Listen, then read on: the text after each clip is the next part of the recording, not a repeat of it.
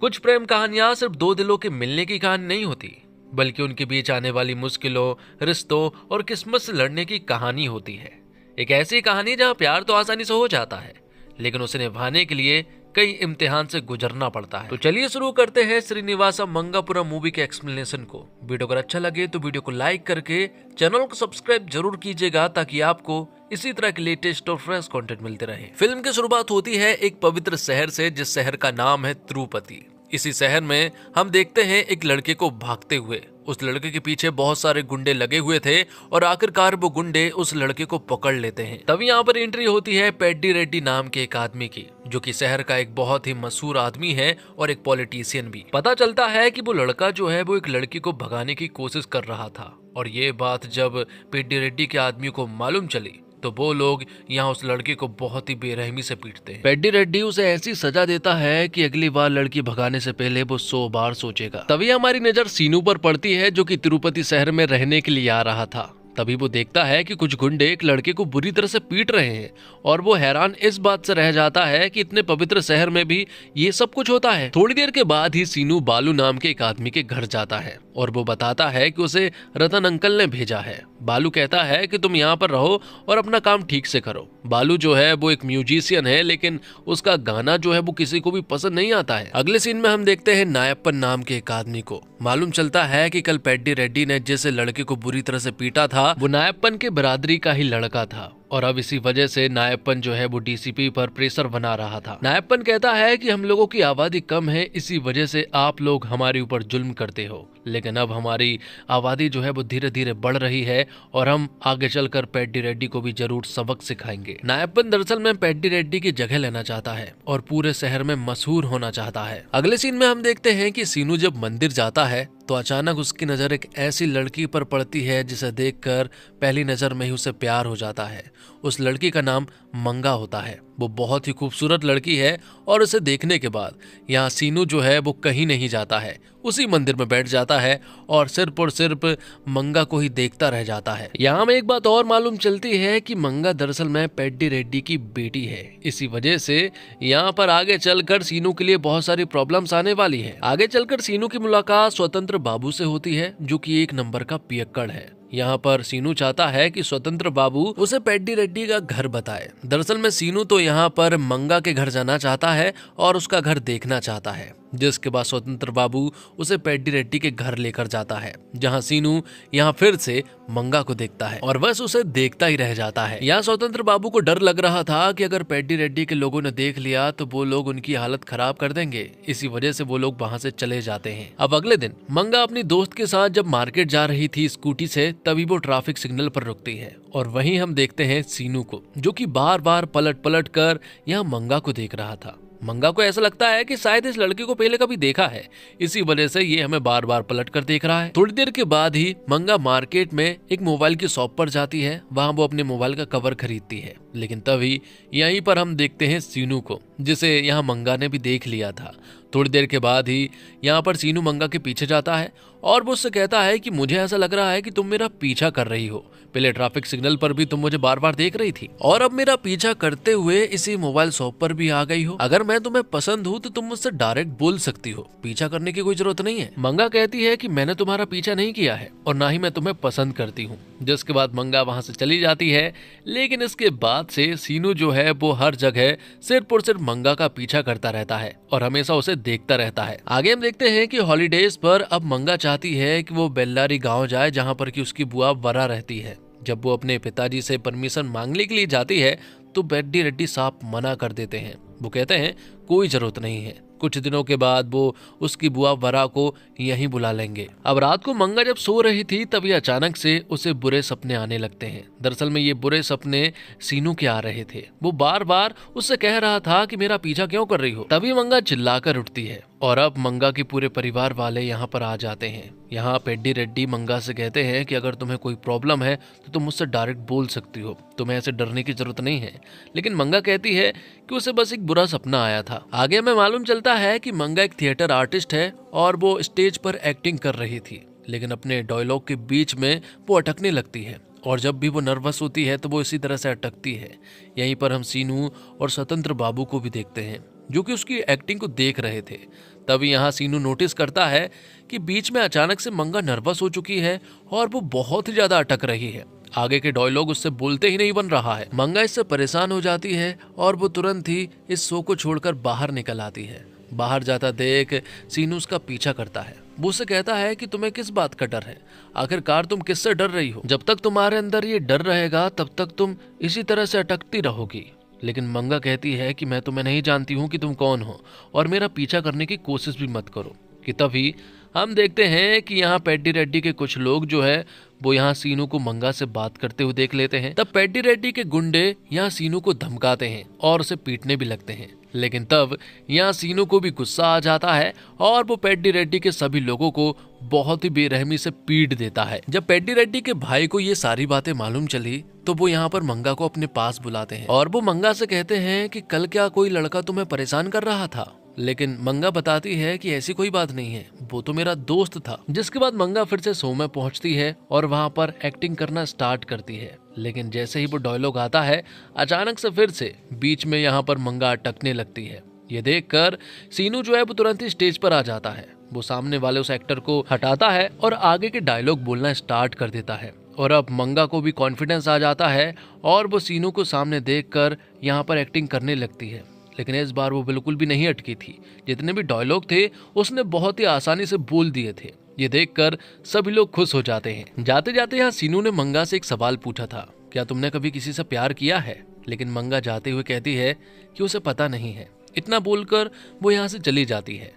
लेकिन इसके बाद से सीनू की खुशी का ठिकाना नहीं रहता, क्योंकि अब सीनू को ऐसा लगने लगा था कि मंगा और उसकी दोस्ती आसानी से हो जाएगी। थोड़ी देर के बाद ही मंगा सीनू के पास आती है और यहाँ मंगा उसे एक ऐसी बात बताती है जिसे सुनकर सीनू हैरान रह जाता है। वो उसके हाथ में एंगेजमेंट का एक कार्ड देती है। दरअसल में आज मंगा की एंगेजमेंट थी और ये देखकर सीनू का दिल पूरी तरह से टूट जाता है।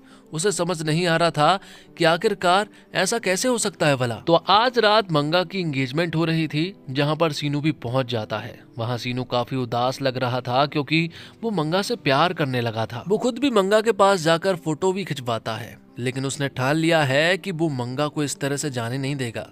कुछ भी हो जाए वो मंगा से ही शादी करेगा। अगले दिन हम देखते हैं कि मंगा जब बस से कहीं जा रही होती है तो सीनू भी उसी बस में चढ़ जाता है और मंगा से बात करने लगता है। सीनू मंगा से कहता है कि क्या मैं तुम्हारी फ्रेंड लिस्ट में आ चुका हूँ? क्या मैं तुम्हारी फ्रेंड लिस्ट की टॉप 20 की लिस्ट में हूँ? जिस पर मंगा कहती है कि तुम टॉप 10 में हो।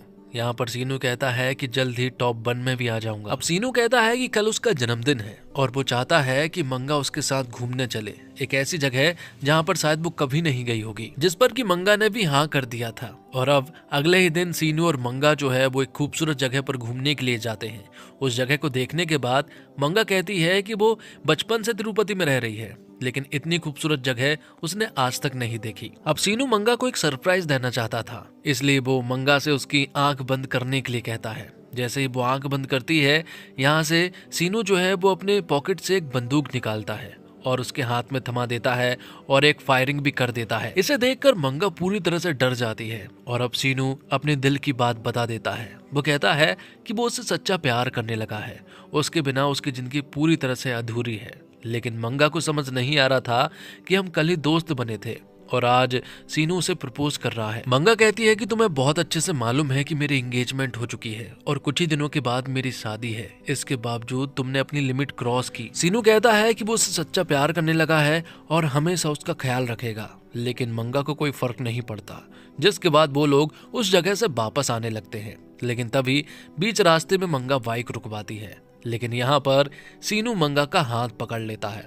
लेकिन तभी हम देखते हैं कि यहाँ पर पेड्डी रेड्डी के गुंडे और पेड्डी रेड्डी का भाई ने भी ये सब कुछ देख लिया था, जिस वजह से अब वो लोग यहाँ सीनू के ऊपर हमला कर देते हैं और उसे अपने साथ एक सुनसान जगह पर ले जाने लगते हैं। कि तभी बीच रास्ते में ही कुछ गुंडे जो है वो पेड्डी रेड्डी के गुंडों के सामने आ जाते हैं। इनके बीच में भयंकर फाइट होने ही वाली थी कि तभी यहाँ पर सीनू की एंट्री होती है और अब वो पेड्डी रेड्डी के गुंडों की साइड था और अब अकेला ही यहाँ सीनू जो है वो उन सारे गुंडों को बहुत ही बेरहमी से पीट देता है।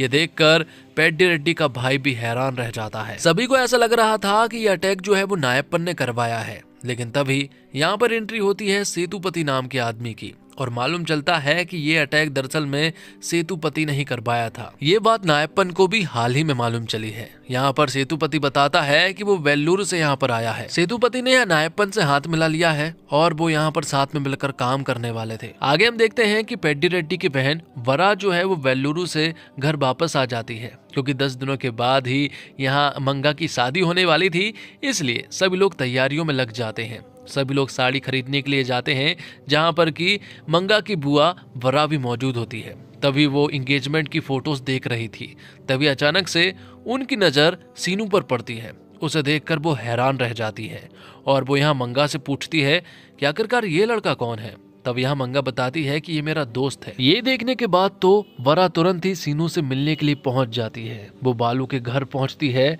लेकिन उन्होंने सीनू नाम नहीं पुकारा था, बल्कि उन्होंने बासु बाबू कहा था और उससे ये भी कहा था कि तुम्हें यहाँ नहीं आना चाहिए था। सीनू कहता है कि यहाँ पर आने की वजह मंगा है। वो मंगा से प्यार करता है और हर हाल में वो मंगा को पाकर रहेगा, चाहे कुछ भी हो जाए। जिसके बाद कहानी 1 साल पीछे जाती है बेल्लारी में, जहाँ सेतुपति के गुंडे ठेके से शराब खरीदते हैं, लेकिन जब उनसे पैसा मांगा जाता तो बदले में उसी दुकान के उस बंदे को बुरी तरह से पीट देते हैं। वो उसे अपने साथ घसीटते हुए ले जाते हैं और तो और पूरे शराब के ठेके में उन्होंने तोड़ फोड़ मचा दी थी। लेकिन जब ये बात नायडू को मालूम चली तो वो हैरान था, क्योंकि बेल्लारी पर सिर्फ एक ही आदमी का राज चलता है और वो है नायडू का, और वो शराब का ठेका भी नायडू का ही था। नायडू कहता है कि इस मामले को बासु बाबू संभाल लेगा। जिसके बाद बासु बाबू की एंट्री होती है और हमें मालूम चलता है बासु बाबू कोई और नहीं बल्कि सीनू ही है। सीनू तुरंत ही उन सभी लोगों के पीछे जाता है और उन लोगों को बहुत ही बेरहमी से पीट देता है। आखिर में सेतुपति का भाई रघु था और सीनू ने रघु की हालत भी बहुत बुरी कर दी थी। रघु अभी भी यहाँ पर सीनू से उसके दादाजी के बारे में, मतलब कि नायडू के बारे में बहुत ही उल्टा सीधा बोल रहा था। तब यहाँ पर सीनू से जान से मारने वाला था, लेकिन तब तक सेतुपति और नायडू यहाँ पर आ चुके थे। नायडू कहता है कि अगर तुम्हें लगता है कि तुम बेल्लूरू पर राज कर सकते हो तो तुम्हें मेरा सामना करना पड़ेगा। यह सुनकर सेतुपति डर जाता है और तुरंत ही अपने सभी लोगों को लेकर वापस चला जाता है। घर आने के बाद नायडू, मतलब कि सीनू के दादाजी, उसे बहुत चिल्लाते हैं, क्योंकि उसे अकेले जाने की जरूरत नहीं थी। लेकिन सीनू को कोई फर्क नहीं पड़ता कि सामने कितने लोग हैं, क्योंकि उन्होंने उसके दादाजी के बारे में उल्टा सीधा बोला था। आगे में मालूम चलता है कि सेतुपति के पिताजी ने सीनू के पिताजी को जान से मारा था, जिसके बाद नायडू ने यहाँ पर सेतुपति के पिता को भी जान से मार दिया था। ये सब कुछ सेतुपति ने अपनी आंखों के सामने होता हुआ देखा, लेकिन वो कुछ नहीं कर पाया था, क्योंकि उसे पता है कि नायडू बहुत ही खतरनाक आदमी है। लेकिन फिलहाल उनके लिए टेंशन की बात नायडू नहीं है, बल्कि सीनू है, जो कि हमेशा उनके आगे खड़ा रहता है। तभी हम देखते हैं कि यहाँ मंगा जो है वो अपनी बुआ, मतलब कि वरा के घर पर आती है। यहाँ पर वरा उसे देखकर बहुत खुश होती है। मालूम चलता है कि अक्सर मंगा जो है वो उनकी बुआ के घर आती रहती है और हमेशा यहाँ आने के बाद मंगा हमेशा ही सीनू से मुलाकात करती थी। उनके बीच में काफी अच्छी दोस्ती है और मंगा कहीं ना कहीं सीनू को पसंद करती है। इसी वजह से वो अपनी बुआ के घर अक्सर आया करती है। मंगा या सीनू से कहती है कि मैं तुम्हें कहीं घुमाने ले जाना चाहती हूँ, जिस पर सीनू भी हाँ कर देता है। जिसके बाद वो लोग एक बहुत ही खूबसूरत जगह पर जाते हैं, जहाँ पर कि मंगा सीनू को एक सरप्राइज देना चाहती थी। वो उसकी आंख बंद करवाती है और अपने पॉकेट से गन निकालती है और ऊपर फायरिंग कर देती है।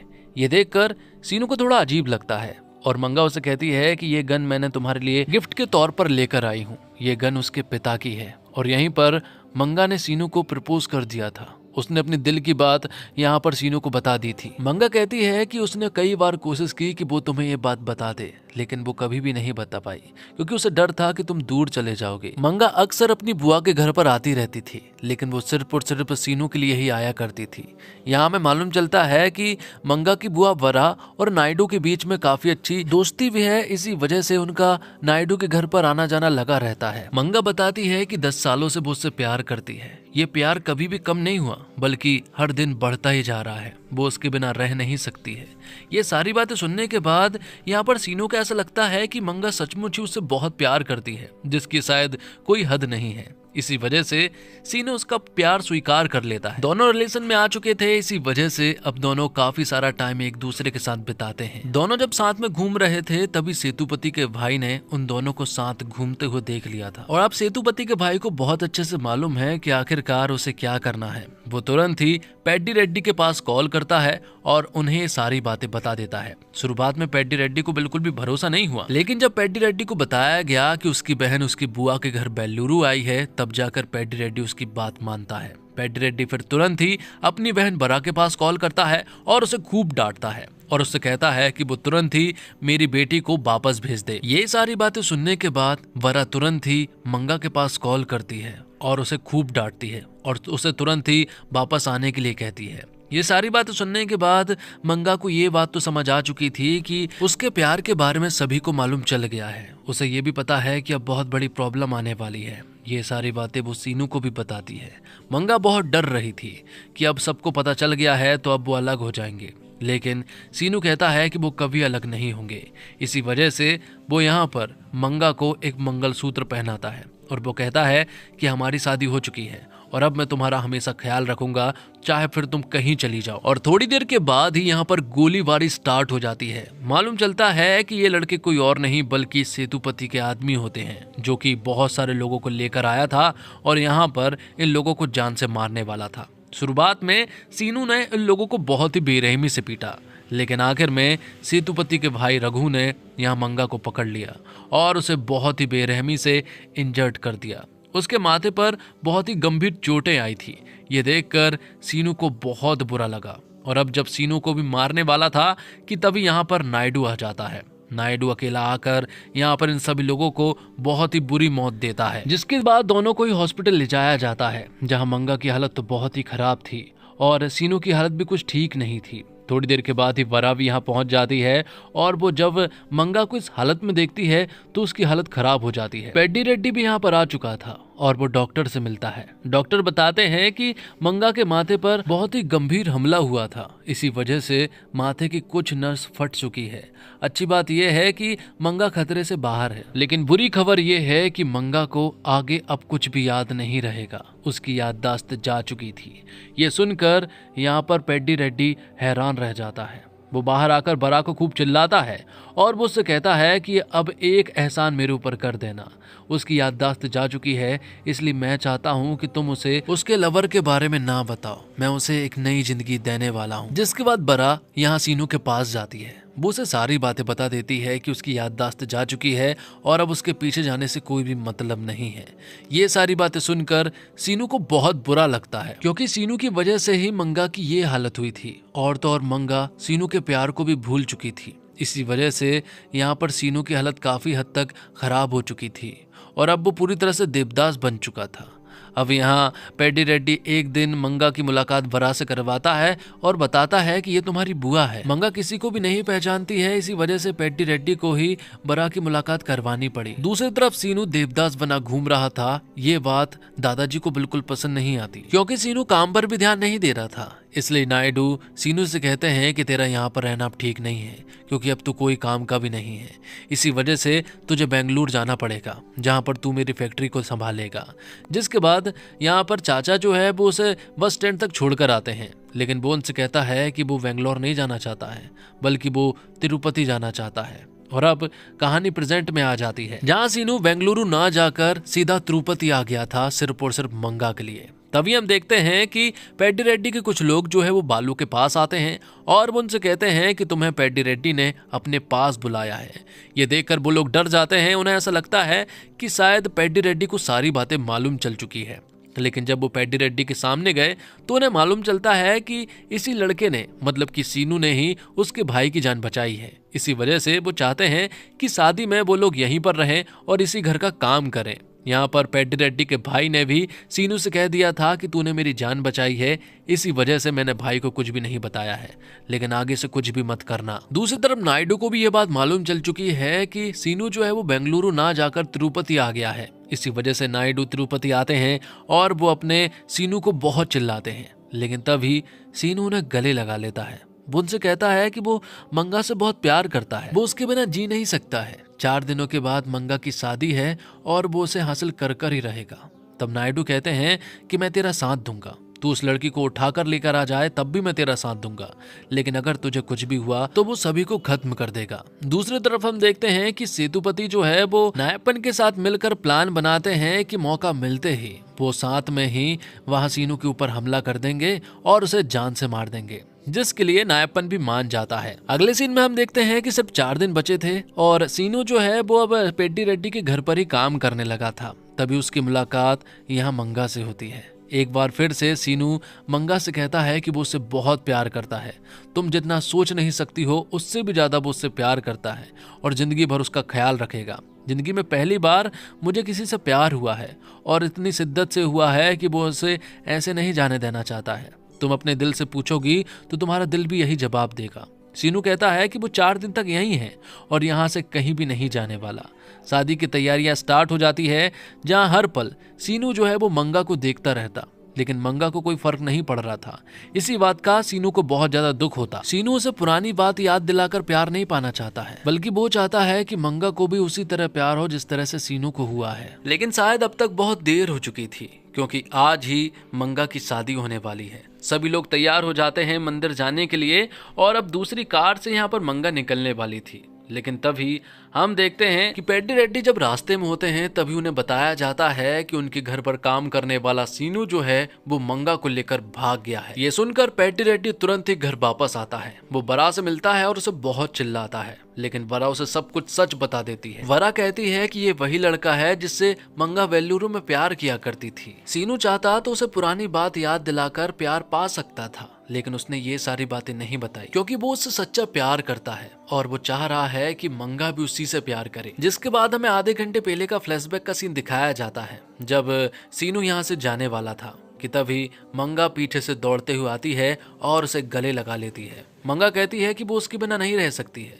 उसे एहसास हो गया है कि वो भी उसी से प्यार करती है, क्योंकि वो जितने दिन यहाँ पर रहा है उतने दिन में हर एक पल मेरा मन होता है कि मैं बस तुम्हें ही देखती रहूं। हमारे बीच में कोई ना कोई कनेक्शन तो है, क्योंकि मुझे ऐसा लगता है कि जैसे मैं तुम्हें बहुत सालों से जानती हूँ। जिसके बाद मंगा और सीनू यहाँ से जाने लगे थे कि तभी बीच रास्ते में ही सेतुपति और नायप्पन के गुंडे जो है वो उनके ऊपर हमला कर देते हैं। दूसरी तरफ हम देखते हैं कि नायडू जो है वो पेड्डी रेड्डी से मिलने के लिए आते हैं। पेड्डी रेड्डी को बिल्कुल भी नहीं पता था कि सीनू कौन है और वो कहां से आया है, और अब उसे पता चलता है कि नायडू उसके दादाजी है। तब जाकर उसे सारी बातें मालूम चलती है कि सीनू जो है वो कोई आम लड़का नहीं है। तो वही नायडू पेड्डी रेड्डी के सामने हाथ जोड़कर कहते हैं कि उन्हें अलग मत करो, वो दोनों एक दूसरे से प्यार करते हैं, अभी से नहीं बहुत सालों से करते आ रहे हैं। दूसरी तरफ सेतुपति और नायप्पन के लोगों ने उनके ऊपर हमला कर दिया था और शायद चीजें जो है वो आउट ऑफ कंट्रोल होने वाली थी कि तभी यहाँ पर पेड्डी रेड्डी और नायडू जो है वो अपने ढेर सारे लोगों को लेकर यहाँ पहुंच जाते हैं और यहाँ पर सेतुपति और नायप्पन के लोगों को बहुत ही बेरहमी से मारना स्टार्ट कर देते हैं। आखिर में उन्होंने सेतुपति को भी मार दिया था। जिसके बाद यहाँ पेड्डी रेड्डी सीनू के पास आते हैं। वो कहते हैं कि मुझे पता है तुम दोनों एक दूसरे से प्यार करते हो और मुझे ये भी पता है कि पहले वाला लवर भी तुम ही हो, लेकिन मेरी एक छोटी सी गुजारिश है। मैं चाहता हूँ कि पास्ट में जो कुछ भी हुआ था वो सारी चीजें मंगा को नहीं पता चलनी चाहिए। अगर उसे वो सारी बातें मालूम चली तो उसकी नजरों में मैं विलन बन जाऊंगा। इसी वजह से मुझसे वादा करो कि तुम ये बात मंगा को कभी भी नहीं बताओगे। तब यहाँ पर सीनू उनसे वादा करता है। वो कहता है कि मंगा को उसके पास्ट के बारे में कभी नहीं बताऊंगा। और अब यहाँ मंगा और सीनू एक हो जाते हैं और इसी के साथ ये फिल्म भी यहीं पर समाप्त हो जाती है। तो आप इस फिल्म को 10 में से कितनी रेटिंग देना चाहोगे जरूर बताइएगा। उम्मीद करता हूँ आपको ये मूवी पसंद आई होगी। वीडियो अगर अच्छी लगी हो तो वीडियो को लाइक करके चैनल को सब्सक्राइब जरूर कीजिएगा, ताकि आपको इसी तरह के लेटेस्ट और फ्रेश कंटेंट मिलते रहे। मिलते हैं कमाल की वीडियो के साथ, तब तक के लिए आप हमारे चैनल के साथ बने रहिए। धन्यवाद। जय हिंद, जय भारत, जय श्री राम।